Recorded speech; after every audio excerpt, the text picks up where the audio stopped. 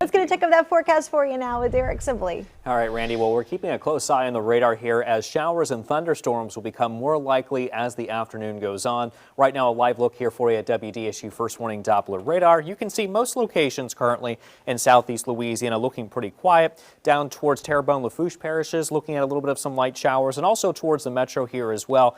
Very isolated, scattered activity here with some locally heavy downpours with some of those showers. And then down towards Lower Plaquemines, watching some showers and a couple of thunderstorms just offshore around the Gulf here too. Visible imagery of Aaron still looks rather impressive. It continues to move towards the north here over the open waters of the North Atlantic, just off to the east of the United States East Coast. Tropical storm warnings now in effect for the island of Bermuda and also up towards the east coast of the United States. We're looking at tropical storm warnings here too, as tropical storm conditions are possible here with the system as it continues to brush on by.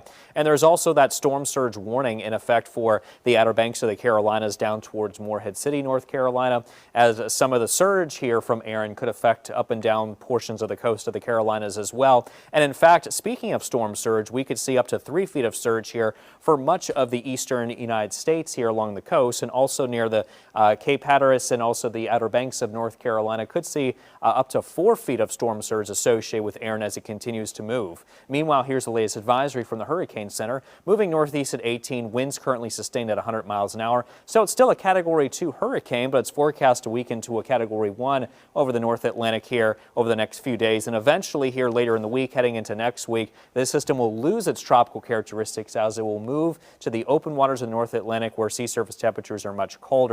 But the storm will continue to expand here, however, in size. But besides Aaron, we're watching 3 other systems in the Atlantic. This one highlighted in red actually has a 70% chance of tropical formation over the next 7 days. It's a pretty strong tropical wave, but the indications are this will continue moving towards the north and eventually out to sea. So not so much worried about that system. This system here in the central Atlantic, not so much worried about it either, but it does have a 30% chance of becoming a short-lived system.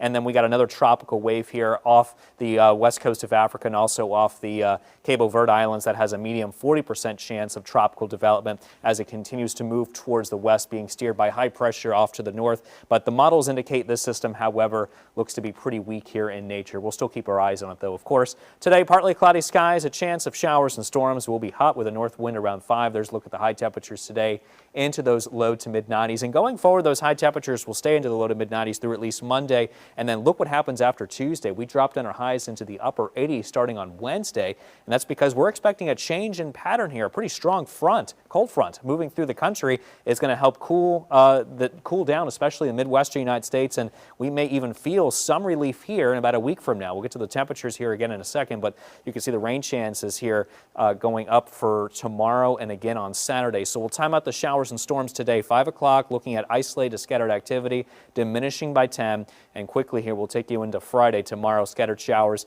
and some storms developing during the afternoon hours before diminishing by 9. And then on Saturday, another chance of showers and storms once again, mainly down towards the coast and the bayou around 2, and diminishing as we head to the evening hours. So that's your WDSU First Warning 7-day forecast. Just typical summertime pattern in southeast Louisiana with showers and storms, highs mainly in the 90s.